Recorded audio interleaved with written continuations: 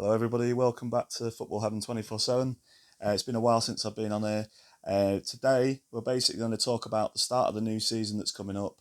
We're also going to talk about some of the transfers that have already been made in the Premier League and some of the lower division transfers as well. We're also going to focus on who I think will be the key players this season for most of the Premier League team. Well, for all the Premier League teams, and yeah, we're going to just I'm going to do my a few predictions on certain things, maybe a revised prediction on what I've done before previously on I think the 2 episodes back. Anyway, we're going to have a little look through it, and we're also going to chuck in a review of a past Premier League season that we've not covered yet. So anyway, we'll crack on with it. Um, Looking at in the Premier League, the main transfers that have been made have been by Tottenham so far this season. Tottenham have brought in Ivan Perisic, they've brought in from Inter Milan, and they brought in Richarlison from Everton. Now, Richarlison's come in for £60 million. He got 10 goals last season for Everton, a couple of assists. He's still reasonably young. I believe he's still 25 or 26.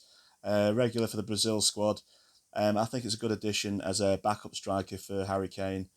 Uh, I well, talking around a few of my male friends that are into football, they say that Tottenham have got a good chance. A lot of people obviously saying Tottenham's going to bottle it, and that most likely they will end up at best finishing second or third. I think a lot of people are saying third. I predicted second. Manchester City are still the favourites to win the title. Liverpool are obviously second favourites. Liverpool have done a bit of decent business. They've got Salah to sign on for another 3 years, which will take him up to the age of 34. So that's good news for them, as he's their main goal scorer and main assist provider usually for that team. Firmino still stayed on. Sadio Mane has done a switch to, I think for 40 million it is, to go to Bayern Munich. So he will now be their star player. It looks like Lewandowski for Bayern Munich is on his way out, possibly to Barcelona. So there's a few things going on. In fact, Barcelona have brought in a few key players. They've brought in Kesse from AC Milan, and they brought in another player as well, which I can't quite remember.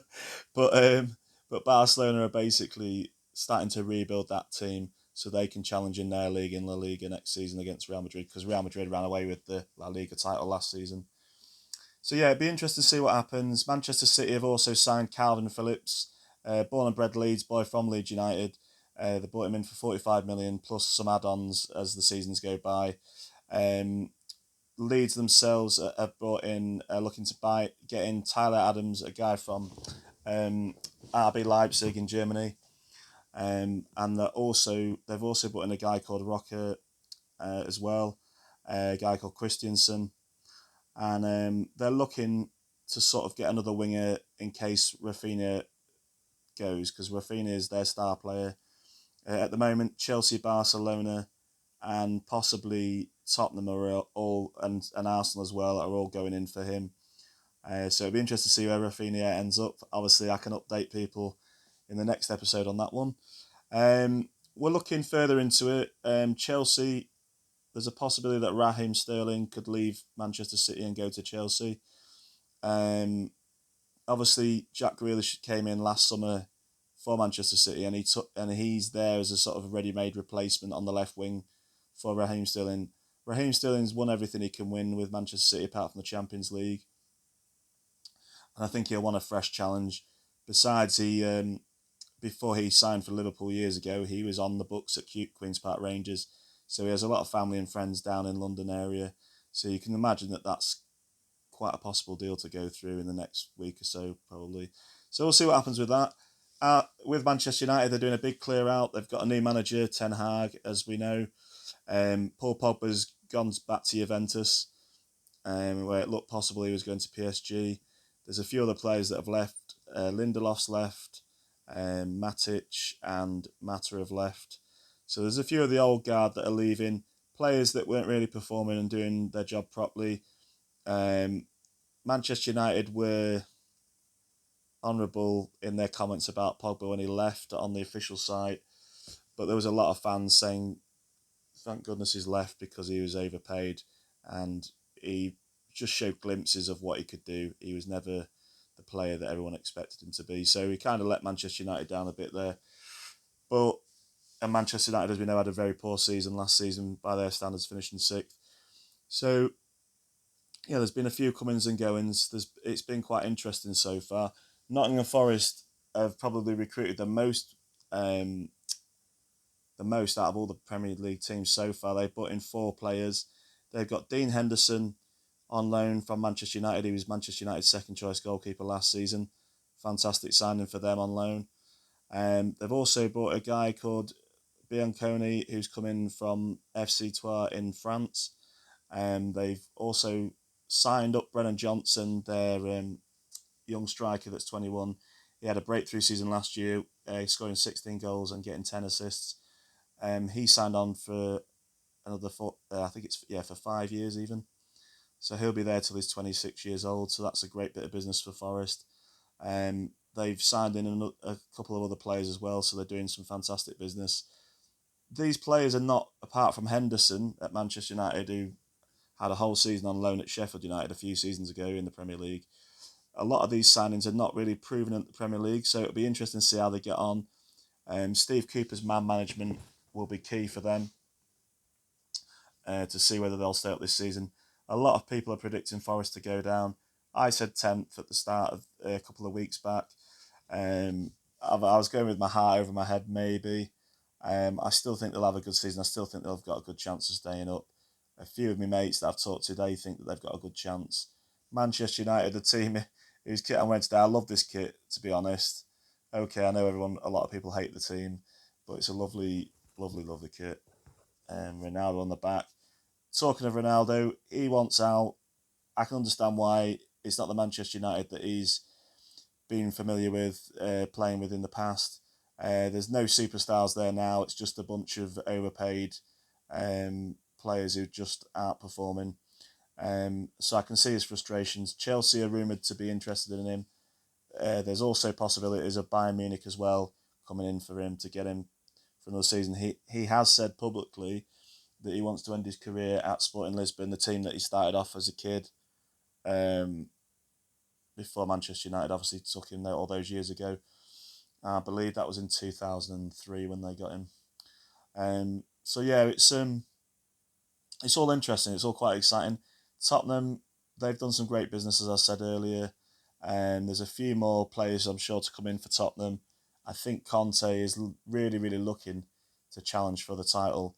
Whether that's possible with the domination of Manchester City and Liverpool in recent years, we don't know, obviously, but we'll see what will happen with that. It'll be very interesting to work out.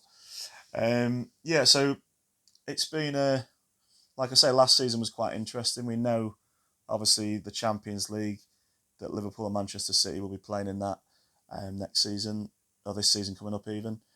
We know West Ham will be in the Conference League, Europa League, and we know that Manchester United will be playing in the Europa League full. So it'll be interesting to see what happens.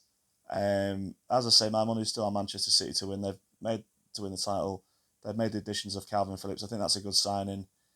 I don't think they needed to do it. They had enough in midfield already.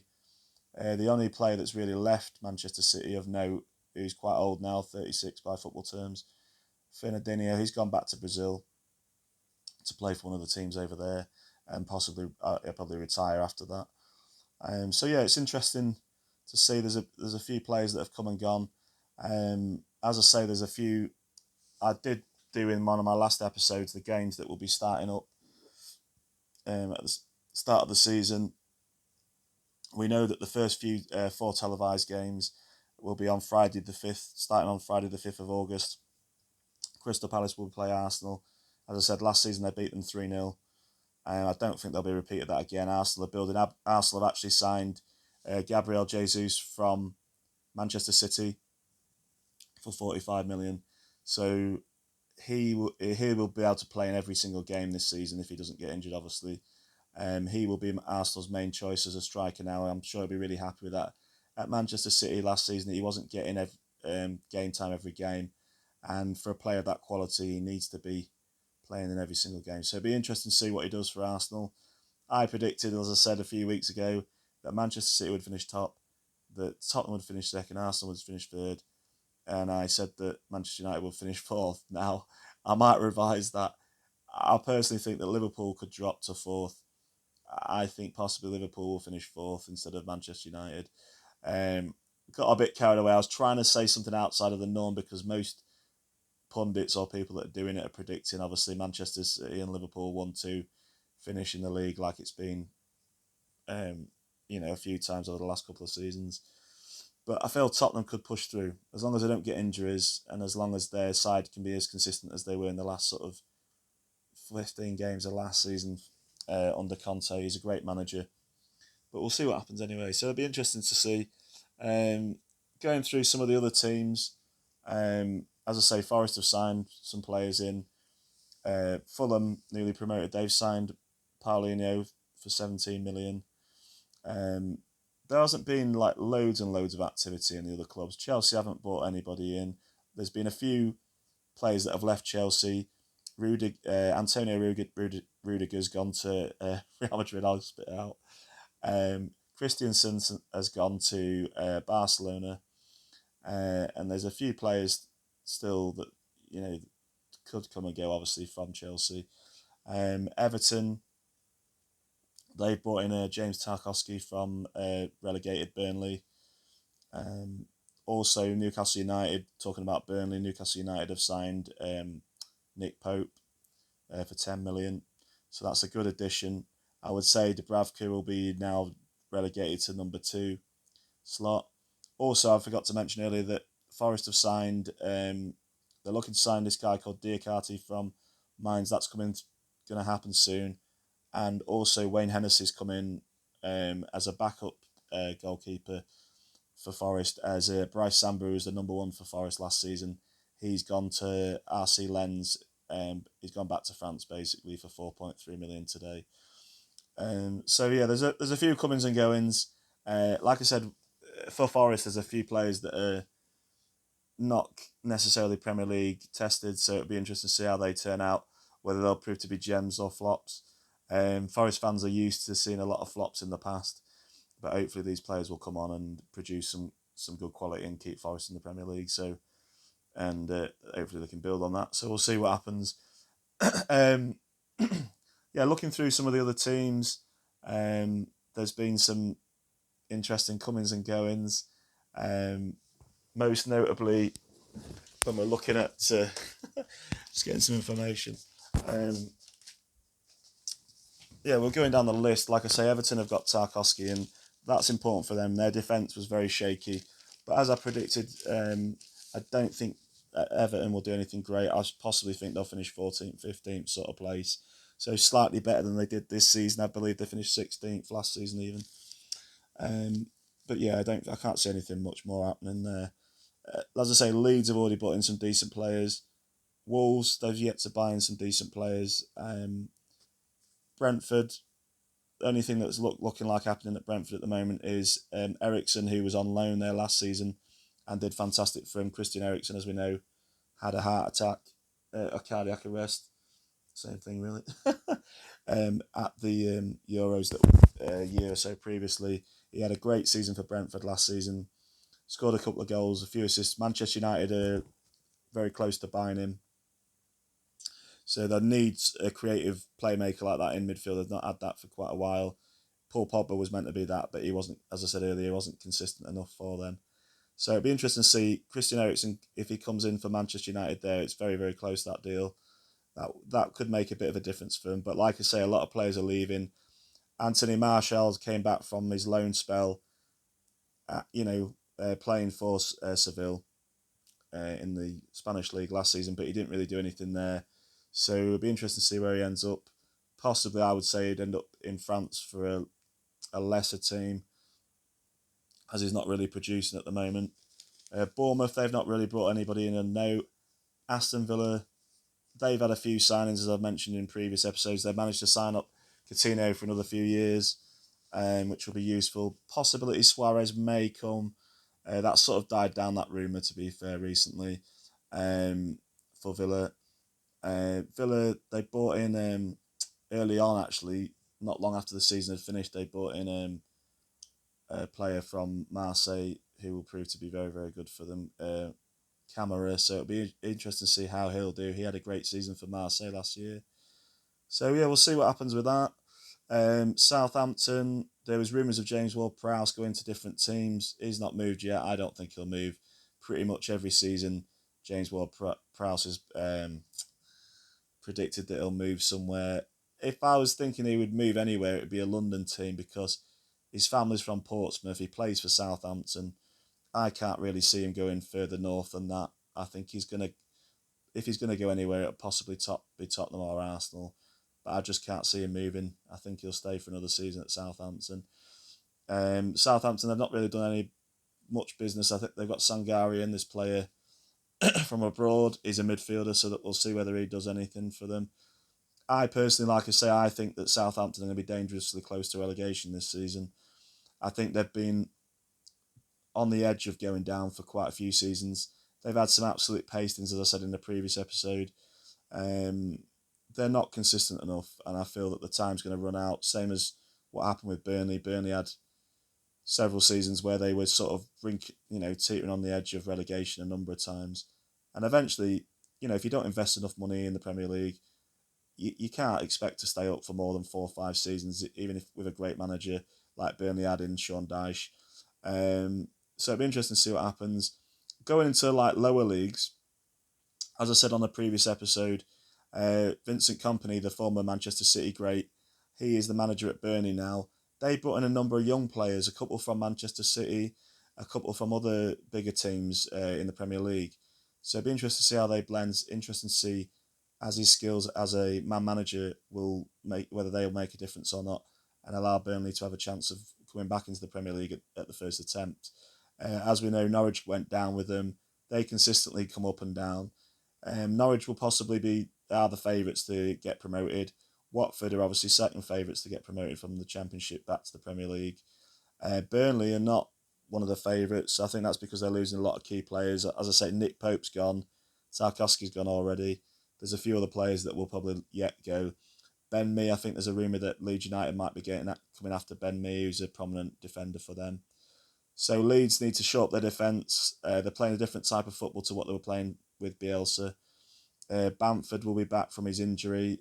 They had a lot of problems last year with injuries, Leeds, and I think that really hampered them and meant that they only just stayed up narrowly by a couple of points on the last day of the season.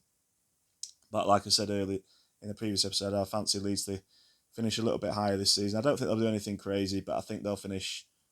I think I said on my predictions that they'll finish like 13th or something like that. So we'll see what happens, but it'll be interesting to see. But going through some of the other teams that I've not mentioned, Brighton, they've not done too much. They've not really brought in anybody of note at all. Some of the other teams that let's have a look through. As I said, Forest have done a bit of business. Wolves haven't done much. Crystal Palace, they've not really signed anybody yet. Conor Gallagher's obviously gone back from his loan spell back to Chelsea. He was quite influential for Palace last season in the early start of the season. So it'll be interesting to see whether they'll get him back again or whether Conor Gallagher will be able to cement his place in the Chelsea squad.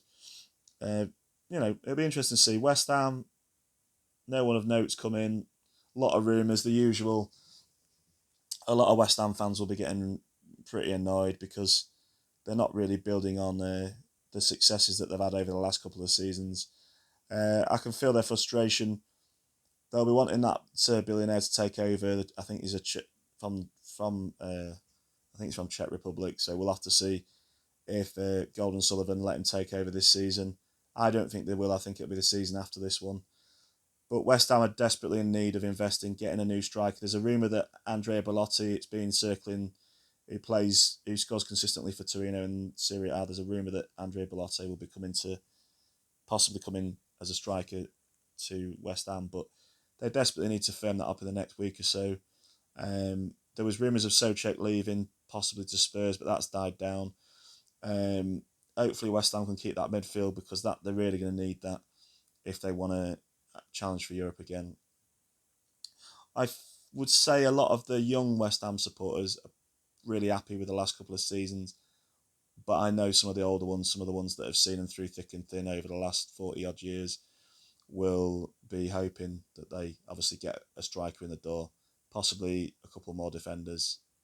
They've got, sorry, a girl, I can't even say his name, a guy that played in France last season. I think it was for club RC Lens.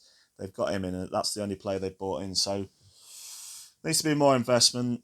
But we'll see what happens with West Ham. We'll see what happens with them. But it's not looking too promising at the moment as far as new signings. But as long as they can retain the players that have served them well, they've got a chance of, like I said, they're not going to be in danger of getting relegated or anything like that. It's going to be a mid-table at worst for them, and possibly a challenge at Europe. So, yeah, be interested to see. Arsenal, as I say, they've got Gabriel Jesus in. There's rumours of other players. There was a slight rumour about Rafinha from the right winger from Leeds, but that's not really materialised yet. Anyway, so that's what's going on. Leicester City, they've not really bought in anybody at the moment. It doesn't look like anyone's leaving. There was rumours of Maddison, James Maddison, one of their top players, leaving, but nothing's materialised there. So it'd be interesting to see. Anyway, well, I said I was going to fit in a season review, but I don't think that's going to be possible. I normally like to keep these down to about 20 minutes, these episodes. But that's kind of what's going on with the transfers at the moment in the Premier League. As I say, I still think Manchester City will finish top. I still think Tottenham will finish second. And I still think that Arsenal will finish third. And I would probably revise and say that Liverpool will finish fourth. I think it'll be a bit of a transition. Some of their players are getting older. Yeah, they've been consistent over the last 3 or 4 seasons, but I think Liverpool's going to have a dip this season. Manchester United, as I say, it's going to be a fight between them and Liverpool for that fourth spot, I think, to get into the Champions League. But it'll be a very interesting season. As I say, Crystal Palace will play Arsenal on the first game of the season. And then you've got Fulham and Liverpool battling it out for the 12:30 lunchtime kickoff for the first Saturday of the season. So that'll be interesting to see what happens there. And then on the Sunday, it's Manchester United against Brighton. It's West Ham against Manchester City. Both those games are on Sky Sports. And also, it's been put up recently, Leicester City will be playing their first game of the season at home to Brentford on the Sunday as well. So very interested to see what happens with those teams. As I say, that's been my sort of update so far on the transfers that have happened, the main transfers in the Premier League. I thought I would have had enough time to put in stuff about the Championship. There's not really much of note to talk about in the Championship, really, having said what I said at the start of the programme. But as I say, you can bet your life that Norwich or Watford are most likely going to be up there in the top, either getting promoted or in the top 6.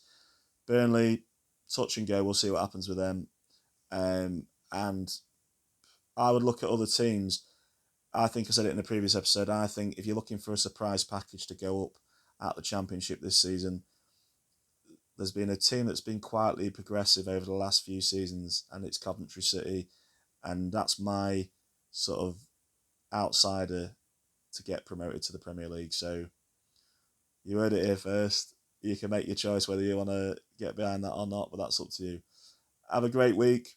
I'll be doing another episode possibly tomorrow, and we'll be doing a bit more in depth on some of the key fixtures in the season coming up for 2022-23, and we'll be talking. We will be doing reviews of seasons past in the Premier League. Have a great week. All the best. This has been Football Heaven 24/7. I'm your host, Jamie Carter. Like and subscribe. Get everybody else behind us. Have a great week. Bye.